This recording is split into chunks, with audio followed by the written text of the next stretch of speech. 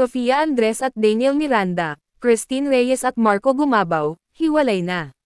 Yan ang naging espekulasyon ng mga netizens, nang mag-unfollowhan ang couple sa kanilang Instagram account.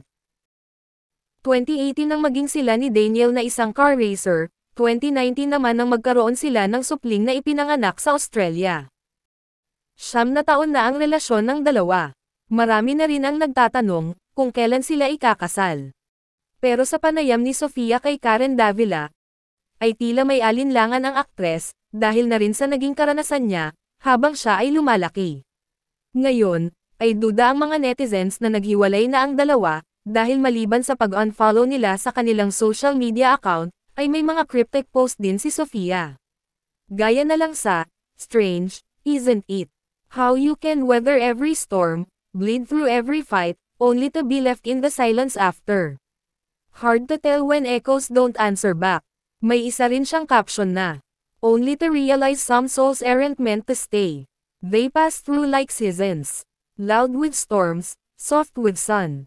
And still, with all the love in me, I opened the door wide. And watched the wind carry you gently away." Bali-balita ay third party ang dahilan kung bakit sila naghiwalay. Pero wala namang kumpirmasyon sa dalawa kung tunay nga silang naghiwalay.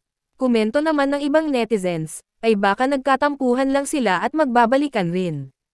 April 20 ay nagkasama pa ang dalawa na nagbakasyon sa Cebu.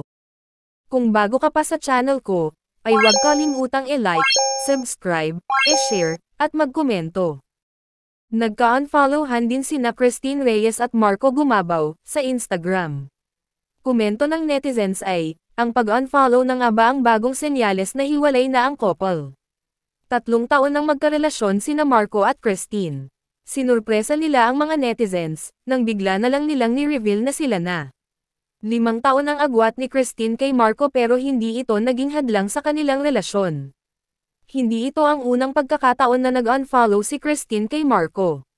August 2024 ay nag-unfollow ang aktres kay Marco at nag-deactivate pa ng account si Christine.